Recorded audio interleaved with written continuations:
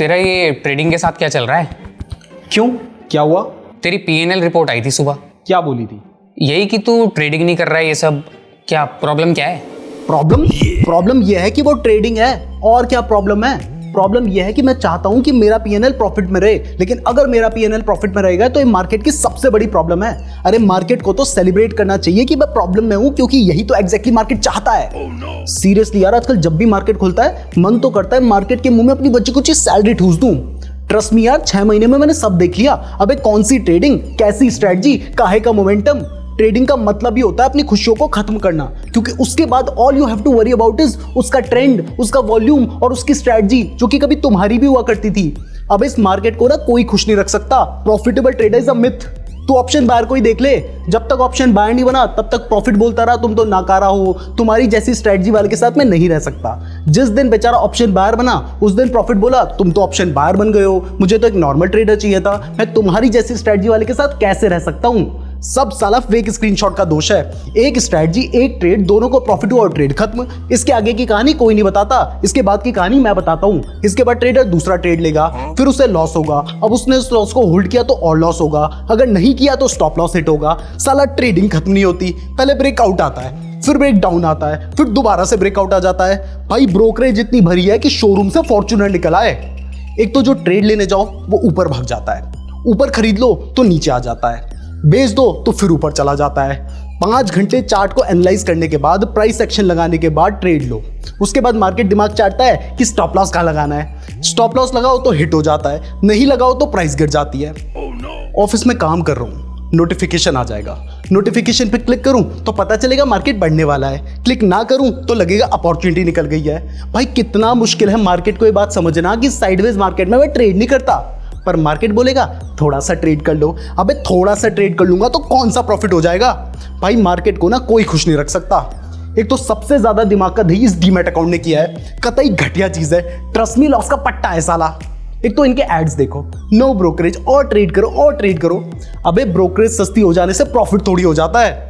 फिर उनको जवाब भी दो, तुम्हारे पास कैपिटल क्यों नहीं है ट्रेड करने को, you have lost interest in trading, तुम्हें लॉस ही करना था तो डीमैट अकाउंट क्यों लिया। अरे मेरी माँ, मुझे क्या पता, जाके नीरज जोशी से पूछना।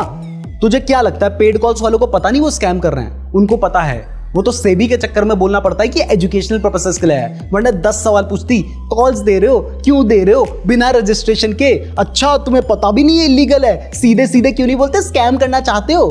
एक तो एक डीमैट अकाउंट खुलवाओ तो टिप्स आ जाएंगे, टिप्स ना लो तो फोन आ जाएगा, सर हमारा टेलीग्राम चैनल ज्वाइन कर लो। अब ज्वाइन करने बोलो तो सर हमारे लिंक से डीमैट अकाउंट खुलवा लो। अब उनके लिंक से डीमैट अकाउंट खुलवा लो तो टिप्स पे टिप्स शुरू। अबे एनालिसिस कब करते हो?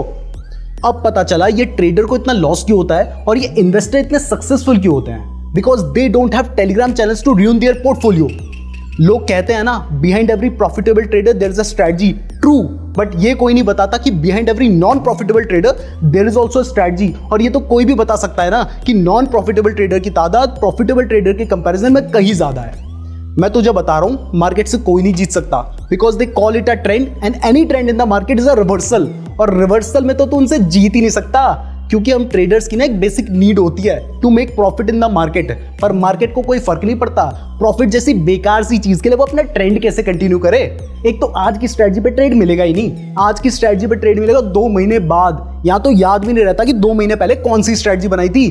भाई ऑपरेटर्स बचा के रखते हैं, ये छोटा हथियार नहीं है, ये बड़ा हथियार, इसे बड़े ट्रेड में यूज करूंगा। तू खुद ट्राई कर लियो कभी ट्रेडिंग से प्रॉफिट करने की, तुझे लग ही रहा होगा कि तुझे प्रॉफिट होने वाला है, लेकिन तभी ऑपरेटर की आवाज आएगी, ट्रेंड रिवर्स करो। तूने ध्यान भी नहीं दिया होगा, तेरा एक नादान सा ट्रेड मार्केट में अटका होगा and suddenly the whole capital will get flushed down in the trade. और मुद्दा ये रह जाएगा कि अपने लॉस को कम कैसे करें। तुझे क्या लगता है, नहीं तुझे क्या लगता है, ये एफएनओ एक्टिवेट करने से पहले वो 6 महीने की बैंक स्टेटमेंट क्यों मांगते हैं? नहीं क्यों मांगते हैं? इसलिए ना, क्योंकि आपका ब्रोकर भी आपको चेतावनी दे रहा होता है कि लॉस आ रहा है, इनकी सिग्नेचर वार्निंग है वो। अब ये बता, मेरी पीएनएल क्या करने आई थी तेरे पास यहां? अगर मैं फिर से ट्रेडिंग करूं तो, फिर से ऑप्शन बायर बन के लॉस करूं तो, फिर कहेगी तुम्हें तो लॉस हो गया, इससे अच्छा तो तुम ट्रेडिंग ही नहीं करते। Why don't you go and invest in mutual funds? It's ridiculous यार। हाँ, ये ट्रेंड रिवर्स वाला तो ये मेरे साथ भी हुआ है। दोस्तों ये वीडियो हमने सिर्फ फन के लिए बनाई थी। अगर आपको वीडियो पसंद आई है तो लाइक जरूर कीजिएगा, और अगर आप इसका नेक्स्ट पार्ट देखना चाहते हैं तो कमेंट कीजिएगा। अगर आप लोगों के अच्छे खासे कमेंट्स आएंगे तो हम इसका नेक्स्ट पार्ट भी बना देंगे। इसके साथ ही हमारे चैनल को सब्सक्राइब भी जरूर कर लीजिएगा। धन्यवाद। आ जाऊं पक्का? ठीक है। ये छोटा हथियार नहीं है, बड़ा हथियार, इसे बड़े ट्रेड में यूज करूंगा। तू खुद नहीं, तुझे क्या लगता है पेड कॉल्स वालों को पता नहीं होता वो स्कैम कर रहे हैं? उनको पता है। वो तो